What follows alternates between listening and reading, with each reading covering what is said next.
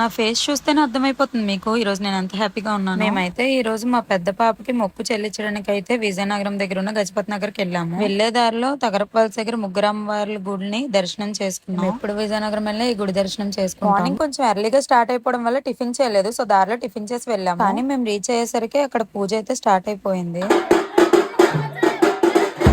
అక్కడ డప్పుల సౌండ్ కి చాలా మంది మీదకి అమ్మవారు అయితే వచ్చారు. మీలో ఎవరి మీదకైనా ఇలా అమ్మవారు వచ్చి ఉంటే కామెంట్ చేయండి.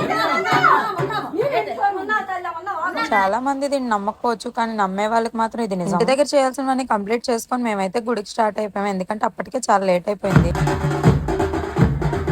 అలా డప్పులతో ఊరేగించుకుంటూ గుడికి అయితే చేరుకున్నాం. ప్రతి ఊరికి ఒక పవర్ఫుల్ టెంపుల్ ఉంటది కదా, అలా ఈ గజపతి నగరంకి మాంకాళమ్మ తల్లి టెంపుల్ చాలా ఫేమస్. అమ్మవారిని చూసారా, ఉగ్ర రూపంలో ఎంత చక్కగా ఉన్నారు. అందుకే అనుకున్నట్టే ఆ తల్లి ఒళ్ళో మా పాపనైతే వేసాం. మేమైతే మా పెళ్ళైన వెంటనే పాప బాబో పుడితే అమ్మవారి ఒళ్ళో వేస్తామని మొక్కునే మా పెద్ద కూతురు ఈ పాపకే కుర్లు ఇస్తామని మొక్కున్నారు ఈ అమ్మవారికి. వాళ్ళ మేనత్త ఒళ్ళో కూర్చోబెట్టి అయితే కుర్లు తీసారు. అలాగే ఈ రోజు భోజనాలు కూడా పెడుతున్నారు గొర్రెపోతుని, కానీ ఆ గొర్రెపోతు వదిలించుకొని పారిపోయింది, లాస్ట్ కి దొరికి